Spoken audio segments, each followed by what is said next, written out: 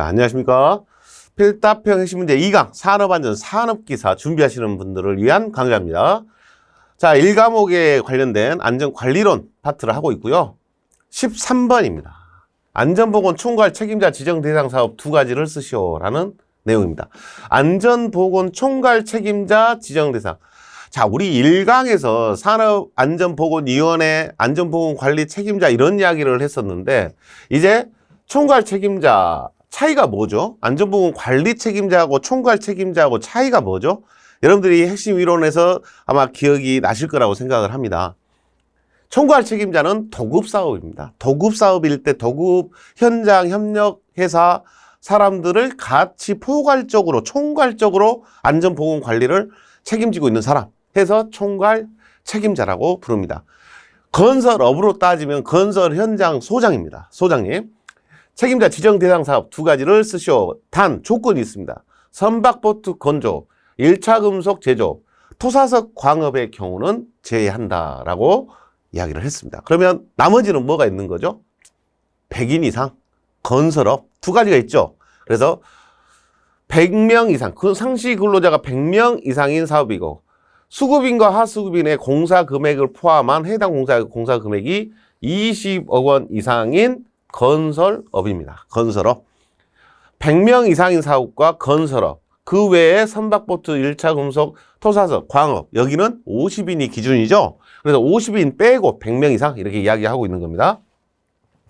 그 다음에 공사금액을 수급인과 하수급의 공사금액을 포함한 해당 공사의 총 공사금액이 20억 원 이상인 건설업이다. 이렇게 보고 있습니다. 총괄 책임자에 대한 지정 대상 사업입니다.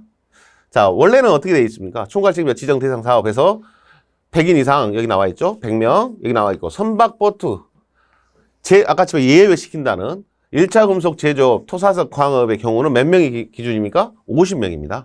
그래서 50명 기준이 이렇게 있다는 거고, 그 다음에 수급과 하수급 공사금액을 포함한 공사금액이 20억 원, 20억 원 이상인 건설업 해서 건설업이 포함이 됩니다. 문제에서는 이 가로를 빼고 두 가지 쓸 수 있는가 확인을 하고 있는 겁니다. 자, 여러분들은 이 총괄 책임자 지정 대상, 이거 꼭 이 문장을 기억을 하시기를 기억을 합니다. 수급인과 하수급인, 왜 이 말이 자꾸 나오죠? 수급인과 하수급인, 이렇게. 여기도 수급인과 하수급인, 이렇게 나오는 게 무슨 사업이기 때문에 그래요? 도급 사업일 때만 총괄 책임자라는 게 지정이 되기 때문에 그렇죠? 그래서 수급인과 하수급인, 고용된 근로자를 포함한 상시 근로자가 100명. 공사 금액으로는 20억 원 이상인 건설업. 근데 100명이 기준인데 예외적으로 50명 이상이면 안전보건 총괄 책임자를 지정해라 하는 대상이 뭐라고요? 선박보트 건조, 조선업이에요, 조선업. 선박보트 건조업이 조선업이라고요. 선박보트 건조업, 1차 금속 제조업, 토사석, 광업, 여기는 몇 명이다? 50명이다. 자, 여기 문구를 기억을 해 주시기를 권장을 합니다. 총괄 책임자가 이제 안전보건 관리 책임자하고 중요도로는 거의 비슷하다는 이야기죠. 도급 사업이냐 아니냐에 따라서 구분이 되는 것이기 때문에 위치는 똑같다, 비슷하다, 이렇게 볼 수 있겠습니다. 자, 14번 내용도 총괄 책임자 지정 대상 사업으로 상시 근로자 50명 이상 사업 두 가지만 써라. 여기는 50명 이상 사업. 앞에 내용이 나왔었죠? 네. 제가 조선업이라고 불렀던 거. 선박 및 보트 건조업, 토사석, 강업, 뭐 이렇게 쓰시면 편하게 쓸 수 있겠네요. 그 다음에 1차 금속, 제1차 금속 제조업. 이렇게. 총 몇 가지 쓸 수 있는 거예요? 세 가지 쓸 수 있는 거죠. 세 개로. 선박 및 보트 건조업, 제1차 금속 제조업, 그 다음에 토사석, 광업. 이렇게 쓰면 세 가지로 쓸 수 있는 거죠. 지금 문제는 두 가지로만 쓰라고 했기 때문에 제가 합쳐서 썼습니다만, 뭐 뒤에 여기를 안 썼다 그런다고 해서 틀린 건 아니죠.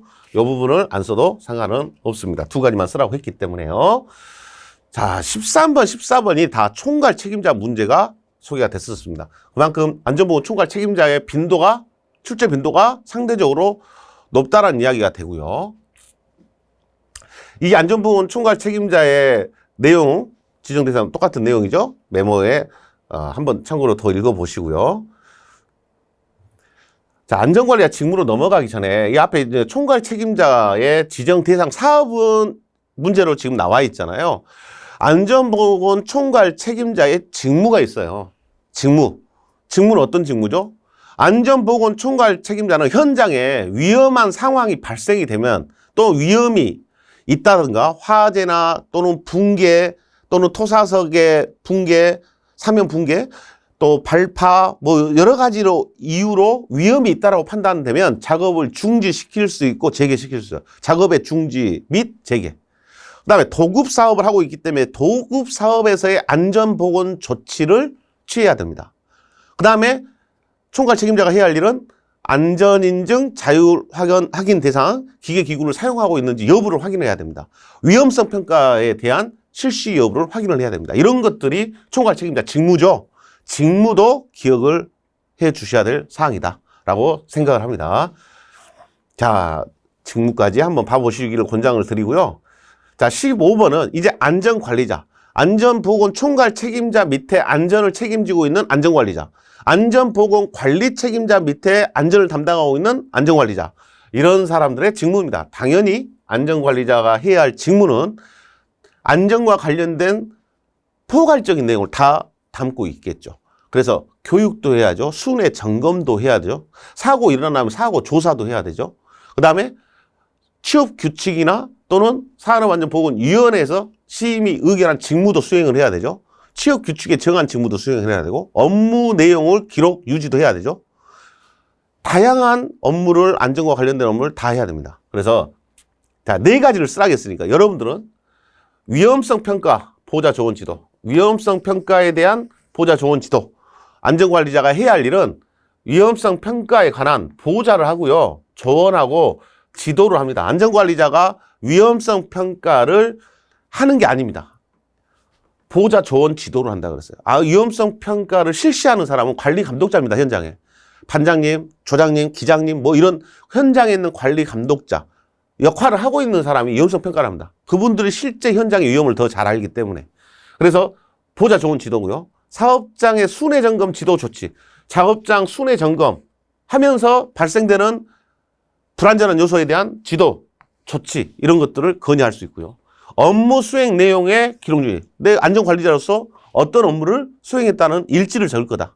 그런 것을 기록 유지해야 되고 안전교육 계획도 수립하고 교육 실시에 관한 보자 좋은 지도 이런 것들을 주요한 답으로 썼습니다. 자, 이렇게 이 3가지는 내용이 짧잖아요. 그래서 안전관리자가 어떤 역할을 한다? 위험성 평가에 대해서 일정한 역할을 수행을 하구나. 순회 점검하고 잘못된 부분 지도도 하고 조치도 하구나. 자기 업무 수행한 내용에 대한 기록 유지를 하고 있구나. 이렇게 기억하면 되고 안전교육 계획도 수립을 해야 되고 안전교육 실시에 관한 보자 좋은 지도, 강사를 섭외해야 한다? 강사 섭외도 해야 되겠죠. 뭐 교환을 만들어야 된다? 교환도 작성을 해야 되겠죠. 이런 부분들을 안전관리자가 한다라고 생각하면 4가지 기억을 하시기가 쉬울 것 같습니다. 자, 안전관리자의 직무를 쓰라고 했을 때 물론 안전관리 직무는 이것만 있는 게 아니죠.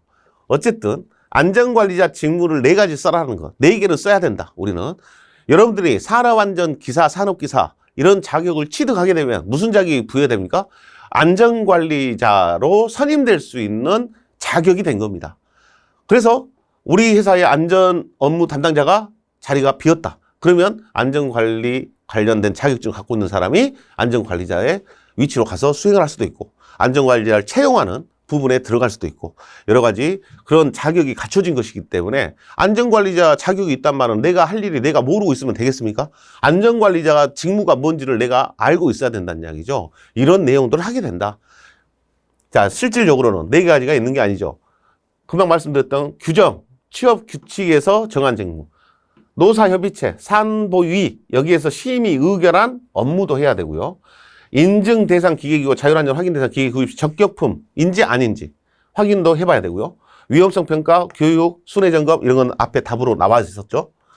그 다음에 재해 발생 원인, 산업재해 발생의 원인 조사, 분석, 재발 방지를 위한 기술적 보자 좋은 지도, 통계 유지 관리 분석을 위한 보자 좋은 지도, 법에 따른 명령으로 정한 안전에 관한 사항의 이행에 대한 보자 좋은 지도, 업무 수행 내용의 기록 유지 이렇게 내용이 많이 있습니다만 4가지 정도를 기억하기 위해서 짧은 것을 제가 답란에다가 넣는 겁니다. 여러분들이 나는 꼭 그렇게 하라는 거 아니잖아요. 근데 제가 생각할 때 여러분들이 애우기 쉬운 걸 4가지 선정을 해드린 거다. 이렇게 했으면 좋겠고 여기에 있는 내용들 참고로 여러분들 교재에 이 문제 해설이 메모가 나와 있죠. 그 부분들을 확인을 해 보시면서 참고로 읽어 보시기를 권장을 해 드립니다. 자, 16번입니다. 이제 여기도 안전관리자 이야기예요. 결론적으로는 안전관리자가 몇 명 있어야 되냐? 안전관리자의 최소 인원을 쓰시오라는 문제입니다. 자, 우리의 안전관리자 선임 기준은요, 기본이 얼마입니까?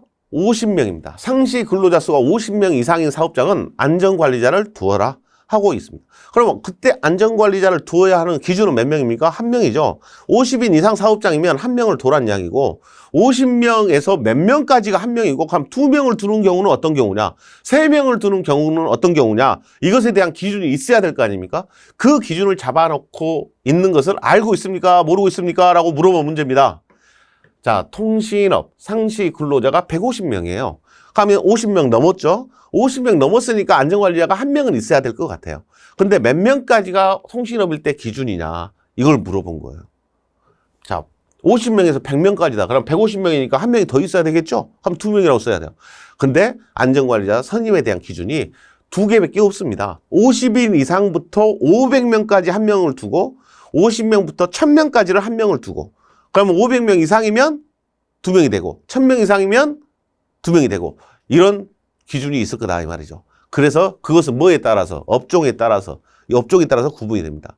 자, 업종에 따라서 제조업이 붙어 있다. 일단 자, 지금 뭐하고 제조업이냐 서비스업이냐, 제조업이냐 제조업이 아니냐. 근데 아닌 것은 서비스업을 주로 이야기를 합니다. 그러면 제조업이 위험하다. 제조업이 위험하니까 50명에서 500명까지는 500명 이상부터가 2명입니다. 그러니까 500명 미만이라고 해야 되겠죠. 50명에서 500명 미만까지는 1명입니다. 자, 그러면 여기 제조업 나온 게 뭐 있습니까? 벌프 제조업, 식료품 제조업. 자, 이 두 가지는 이미 정해진 거예요. 얼마까지가? 50에서 500명 이하가 아니라 미만입니다. 50명 이상, 500명 미만. 그 다음 구간이 어떻게 되겠어요? 500명 이상이라고 나오겠죠? 500명 이상. 이렇게 나올 거다. 그래서 여기까지가 1명. 여기에 해당되면 2명입니다. 뭐일 때요? 제조업일 때. 그러니까 여기는 지금 300명이잖아요. 그럼 몇 명이겠어요? 1명이죠. 여기는 500명이잖아요. 그럼 500명 미만이에요? 이상이에요? 이상에 해당이 되잖아요. 그래서 여기는 2명이 됩니다. 자, 이렇게 제조업을 기준으로 500명. 그럼 제조업이 아니면 뭐라고요? 1000명이 기준이에요. 50에서 1000명 미만이 1명이고요. 1000명 이상이면 2명이다. 이런 이야기예요. 기준이 2개밖에 없습니다. 자, 그렇게 구분하시면 쉬울 것 같아요. 자, 그럼 통신업은 제조업이에요? 통신업은 제조업이 아니다 이 말이죠. 그래서 1000명까지가 1명이에요. 50명 이상부터. 그러니까 여기는 1명이죠. 운수업 1000명이에요. 그럼 1000명까지가 1000명 미만이 1명이라고요. 제조업이 아니니까. 한 1000명 이상이면 1000명 이상에 해당되죠. 그럼 여기도 몇 명이에요? 2명이에요. 자, 제조업과 제조업이 아닌 거. 그 다음에 또 하나 구분이 뭐예요? 건설업이에요. 제조업이냐, 제조업이 아니냐, 건설업이냐. 자, 건설업일 때 총 공사 금액이 700억 원 이상인 건설업이에요. 공사 금액으로 따졌죠. 인원수로 따지면 300명, 600명이 기준이고요. 공사 금액으로 따지면 800억을 기준으로 합니다. 800억을 기준으로 해서 800억에서 700억씩 늘어날 때마다 1명씩이 추가가 됩니다. 건설업은. 그래서 지금 700억이니까 800억이 일단 안 되잖아요. 800억이 안 되기 때문에 1명입니다. 800억 이상이 됐을 때부터 몇 명이 돼요? 2명이 됩니다. 그래서 총 공사금액 700억 원 이상인 건설업 이렇게 부르면 700억 원이라고 보고 우리는 1명이다 이렇게 판단을 내릴 수 있겠습니다. 자, 다 확인합니다. 1명, 1명, 2명, 2명, 1명입니다. 자, 그 기준이 여기 나옵니다. 광업, 제조업 다 500명 이상이면 몇 명이라고? 2명. 500명 미만이면 1명이다. 이런 것들은. 자, 뒤에도 똑같습니다. 이것만 보시면 되죠. 다 무슨 업이니까? 제조업이니까 500명 이상이면 2명, 500명 미만이면 1명입니다. 자, 제조업 다 제조업이죠? 500명 이상이야 몇 명? 똑같죠. 네, 500명 미만이면 1명입니다. 제조업 다 제조업이죠? 똑같습니다. 농업이 나왔어. 농업, 임업, 업, 그 다음에 2호부터 19호까지 사업을 제외한 제조업. 자, 이것은 이제 예외로 보셔야 되겠죠. 수도사업, 환경보호, 운수업, 도소매업, 이런 것들이 나오니까 1000명이 기준이 돼버렸어요. 1000명 이상일 때 2명이고 1000명 미만이면 1명입니다. 숙박, 음식, 방송, 통신, 임대업, 연구개발, 사진처리업 이런 것들이 똑같습니다. 1000명이 기준입니다. 서비스업, 보건업, 서비스업 이런 업종이 1000명이 기준이다 라는 이야기를 한 겁니다. 자, 구분되셨죠? 여러분들이 지금 구분을 이걸 업종을 다 외우시렵니까? 안 되잖아요. 그게 힘들잖아요. 그럼 힘드니까 그냥 우리는 포괄적으로 제조업이냐 아니냐 이것만 보시자 이거죠. 그것만 보시고 가도 문제 답을 찾을 수 있게끔 지금은 출제가 되고 있다. 보시고요. 건설업입니다. 건설업은 800억 미만까지는 몇 명이다? 1명이에요. 근데 800억 이상이 되면은 그때부터 몇 명입니까? 2명입니다. 그래 뒤에 조건을 보니까 800억 원을 기준으로 700억 원이 증가할 때 600명을 기준으로 300명이 추가될 때마다 1명씩이 추가가 된다. 이렇게 불렀어요. 그래서 800억 이상이면 몇 명으로 두라고요? 2명이 됩니다. 근데 800억에서 700억이 더 증가돼요. 1500억 이상이 됐어요. 그러면 1명이 더 추가돼서 3명이 되겠죠. 그래서 건설업이 아닌 데는 안전관리자가 2명이 기준에는 2명이 최고 인원으로 됐는데 건설업은 3명, 4명이 될 수도 있다는 이야기죠. 공사 금액에 따라서 결정이 되겠다. 그 다음에 인원수에 의해서는 600명을 기준으로 600명 이상이면 몇 명이에요? 2명이에요. 근데 900명이 됐어요. 300명이 늘어난 거죠. 늘어났으니까 900명 이상이면 몇 명이 돼요? 3명이 되는 거죠. 안전관리자가. 자, 이렇게 건설업과 제조업과 제조업이 아닌 서비스업, 기타 업종, 이런 업종에 대해서 1000명 기준, 제조업 500명 기준, 서비스업을 비롯한 제조업이 아닌 분야는 1000명 기준, 건설업은 금액으로는 800억 기준, 그 다음에 인원수로는 600명의 기준으로 1명, 2명이 구분이 된다. 이런 내용을 정리를 하시면 좋겠습니다. 그러면 안전관리자 선임에 대한 기준은 끝이라고 생각하십니다. 자, 이 정도는 정리를 하셔야 된다는 이야기예요. 안전관리 수 쓰라는 문제를 못 쓰면 안 됩니다. 자, 17번입니다. 안전보건관리 규정을 작성하고자 한다. 포함되어야 할 사항을 내가 쓰죠. 안전보건관리 규정이라고 하는 것은 우리 사업장의 안전보건관리에 대한 법이죠. 규칙이죠. 우리 사업장은 안전보건관리 이렇게 하겠습니다. 라고 정해놓은 틀이에요. 틀. 기준. 그런 기준을 규정이라고 부르고 있습니다. 규정을 작성하고자 할 때 포함되어야 할 사항을 내가 안전보건관리 규정에는요. 교육, 보고, 작업장의 위험성 평가 모든 내용이 안전보건관리 규정에 다 들어가 있습니다. 우리 회사의 안전관리는 이렇게 할 것이다. 보건관리는 이렇게 할 것이다. 위험성 평가는 이렇게 할 것이다. 우리 회사의 안전보건관리 조직은 이런 내용이다. 각 조직의 구성원의 역할은 이런 역할을 수행한다. 사고 일어나면 사고 조사하고 대책 수립을 이렇게 할 것이다. 이런 내용들이 다 들어가 있는 게 우리 회사의 내용이야. 이해하시겠죠? 우리 회사의 법이에요. 안전보건법이에요. 그렇게 생각을 하시면 그 법 속에는 우리 회사의 조직은 안전보건관리 조직은 어떻게 되어 있는가? 그 직무는 또 어떻게 되는가? 안전보건 교육은 어떻게 할 것인가? 작업장 안전보건관리에 관한 사항 이렇게 해서 안전관리와 보건관리를 어떻게 할 것인가? 사고조사 대책 수립에 관한 내용, 그 다음에 그 밖에 안전 및 보건에 관한 사항 이런 것들이 들어가 있어요. 그 밖에는 이제 우리가 기억을 할 필요가 없잖아요. 그래서 1번부터 4번까지 이 내용을 써라는 문제입니다. 그래서 조직 교육, 안전관리, 보건관리, 사고조사, 대책 수립 이런 내용들이 주된 내용이 된다라고 보시면 되겠어요. 자, 4가지 기억을 해보시기 바랍니다. 우리 회사의 법에는 조직도 있고 직무에 관한 내용도 정리가 돼 있고 우리 회사의 안전보건 교육은 어떻게 주기가 어떻게 되고 교육은 누가 하고 이런 것들에 대한 기본적인 내용이 담겨져 있다. 안전관리, 보건관리는 어떻게 할 것이다.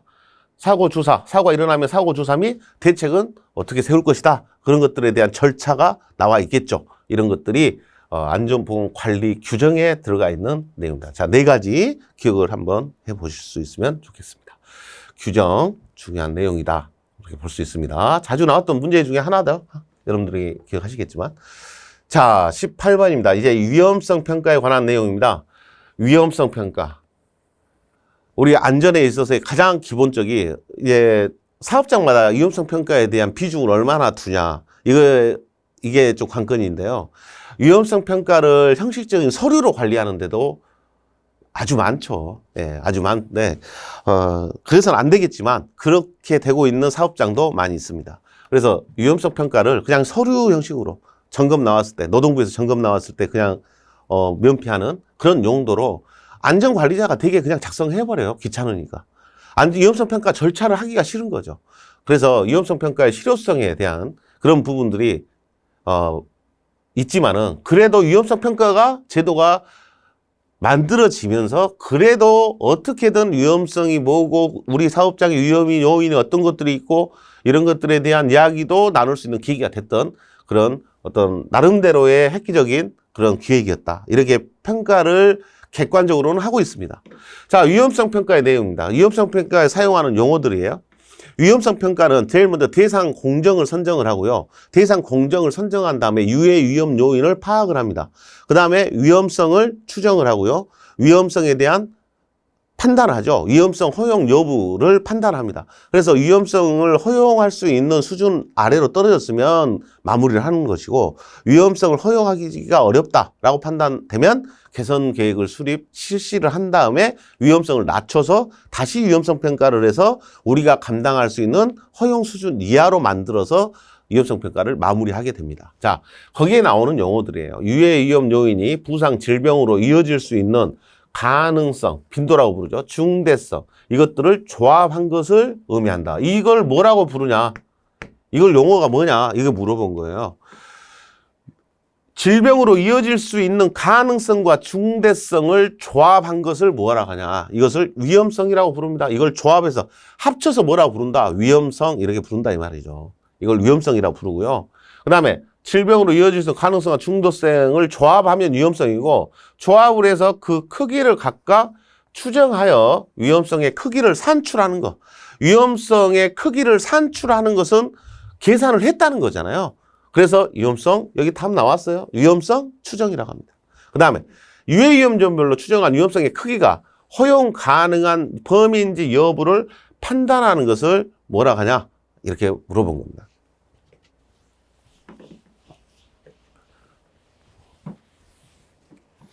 여기에 사용되는 용어들이 위험성, 추정, 결정 이렇게 세 가지로 구분합니다. 위험성, 추정, 위험성을 추정한다 해서 추정이라고 나왔죠? 판단한다 그랬잖아요. 허용 가능할지 가능하지 못한지 이것을 위험성을 결정이라고 부릅니다. 판단하는 것을 위험성을 결정한다 이렇게 이야기합니다. 세 가지 용어를 물어보는 문제입니다. 자. 위험성 평가란 유해 위험 요인을 파악하고 해당 위험 요인에 대한 부상 질병의 발생 가능성, 빈도와 중대성을 추정하고 결정을 하고 그 다음에 감소 대책을 수립하여 시행하는 일련의 과정이다. 유해 위험 요인이란 유해 위험을 일으킬 잠재적 가능성이 있는 것의 고유한 특징이나 속성을 말한다 그랬어요. 그래서 유해 위험 요인은 잠재적 가능성을 갖고 있는 것들을 말합니다. 이 위험 요인의 파악이란 유해 요인과 위험 요인을 찾아내는 과정입니다. 그 다음에 위험성이란 지금 문제가 이게 나온 거죠. 위험성에 대한 설명이 나온 겁니다. 조합한 것을 의미한다 라고 위험성을 부르는 거예요. 지금 이 메모에는 위험성 평가에 사용되는 용어를 정리한 내용입니다. 그래서 여러분들이 한 번 정도 읽어보시고 나온 것이 또 나온다 생각하실 수 있겠지만 다른 게 나올 수도 있겠잖아요. 그러면 유해 위험 요인하고 유해 위험 요인 파악하고 차이가 뭔가 이렇게 비교를 해보시라는 거죠. 이 문구하고 이 문구를 비교를 해요. 찾아내는 게 파악이고요. 속성을 말한다 이렇게 말하면 유해 위험 요인 이렇게 구분하시면 되겠죠. 한번 신경을 써서 읽어보시기를 권장을 해드립니다. 다른 것들이 용어 정리로 출제가 될 수 있다. 자, 위험성 추정 우리 문제에 나온 거고요. 위험성 결정에서 판단하는 걸 말한다. 감소대책 수립 및 실행이란 위험성 판정은 허용 불가능한 위험성을 갖고 있는 것을 해결할 때 대책 수립 실행을 하는 거죠. 그 다음에 기록이란 위험성 평가가 마무리되면 위험성 평가 내용을 했던 내용을 기록을 해야 되겠죠. 활동을 수행한 근거, 결과를 문서로 작성해서 보존하는 것을 말합니다. 자, 위험성 평가 나름대로 의미가 있는 그런 사업이었다. 위험성 평가를 하자는 제도죠. 위험성 평가 제도는 나름대로 모든 사업장들이 위험성 평가를 함으로써 우리 사업장에 위험한 요소가 어떤 것들이 있는가는 한 번 정도는 살펴봤을 거다. 그래서 그것들을 해결하기 위한 노력이 얼만큼 진행이 됐는지 이제 그런 것들이 이제 사업장의 안전이 확보되냐 안 되냐 이런 것들에 영향을 주는 요소가 되겠습니다. 자, 19번입니다. 산업안전보건법상 사업주가 실시하는 건강진단의 종류 5가지를 쓰시오. 자, 여러분들도 예를 들어 지금 현장에서 일을 하시고 계신 분이면 건강진단 뭐 받는지 다 아시고 계실 거예요. 기본적으로 일반 건강진단 받죠. 그 다음에 특수건강진단 받죠. 임시, 수시, 배치 전 이런 것들이 있죠. 자, 종류가 이렇게 있는데요. 일반적으로 건강진단에서 일반 교대 근무하신 분들 특수건강진단 다 받습니다. 교대 근무하시는 분들도. 그래서 이 2가지는 많이 받으시거든요. 근데 여기에 있는 이 3가지는 물론 이 특수도 마찬가지지만 이 3가지, 이 4가지는 뭐하고 관련이 되어 있냐면 화학물질하고 관련이 되어 있습니다. 그래서 관리 대상 화학물질, 이런 화학물질 취급하는 작업장에 계신 분들은 이제 이런 건강진단까지를 추가로 받게끔 되어 있습니다. 자, 그래서 지금 문제에서는 건강진단의 종류를 5가지 쓰라고 했으니까 우리 근로자들이 받는 건강진단의 종류는 이렇게 5가지로 산업안전보건법에서는 정하고 있습니다. 일반, 특수, 배치 전, 수시, 임시 이렇게 정해져 있고요.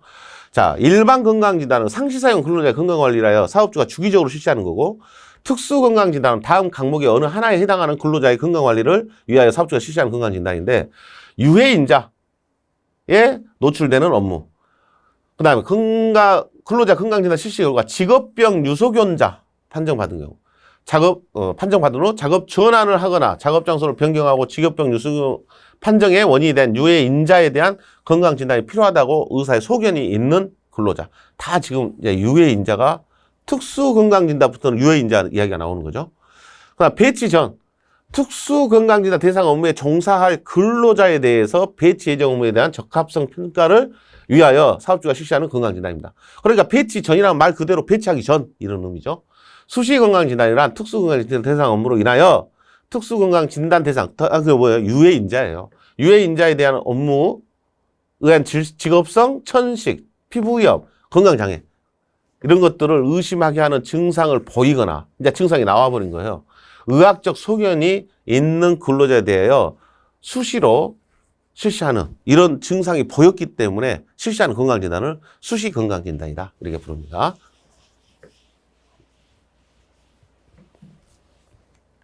자, 임시건강진단이라는 게 있습니다. 임시건강진단도 유해인자, 그 밖에 유해인자의 중독 여부, 질병에 걸렸는지 여부, 질병의 발생 원인 등을 확인하기 위하여 명령에 따라 실시하는 건강진단입니다. 자, 뭐에 따라서?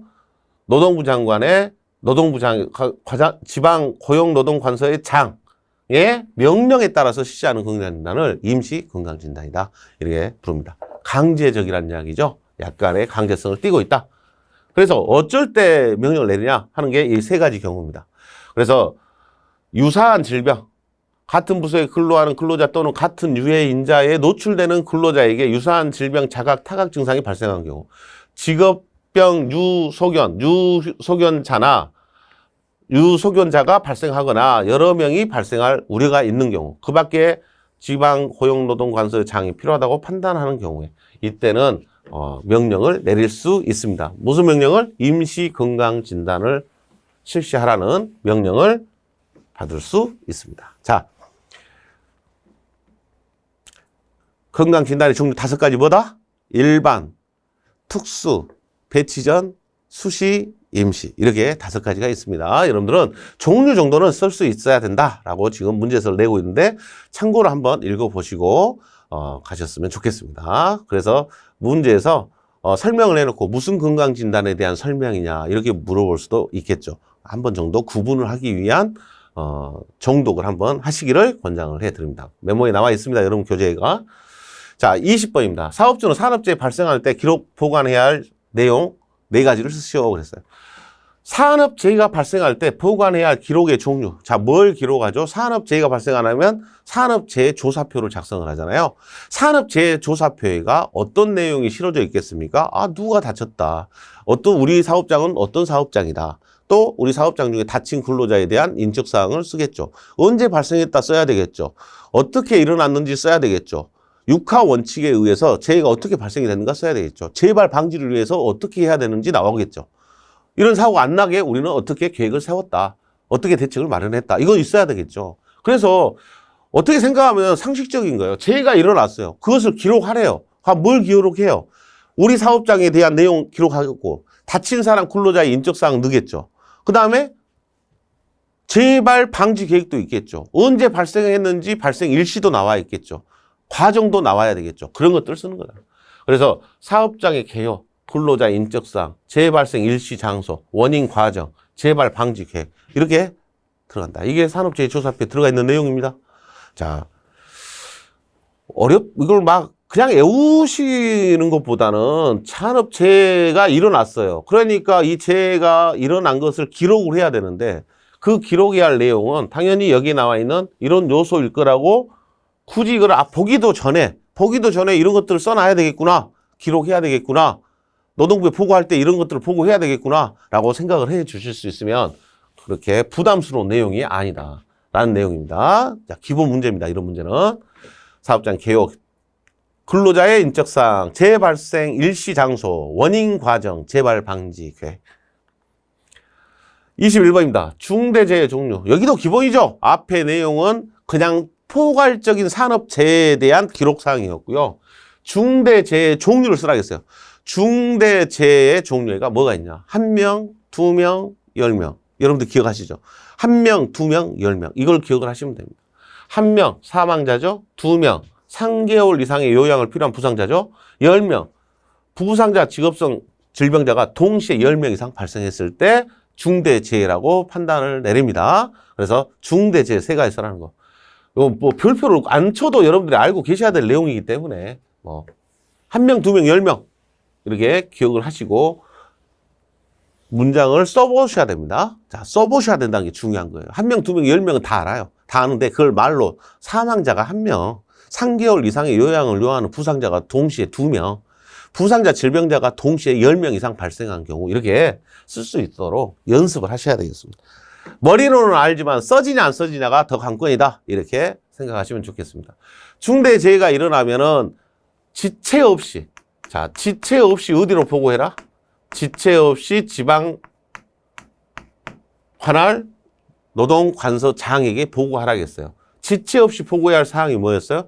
발생 개요 및 피해 상황, 조치 및 전망, 발생 개요 및 피해 상황, 조치 및 전망, 그 밖에 중요한 사항, 기타 중요한 사항 이런 것들이 들어가 있었죠. 그래서 여기까지도 연결이 돼야 되겠죠.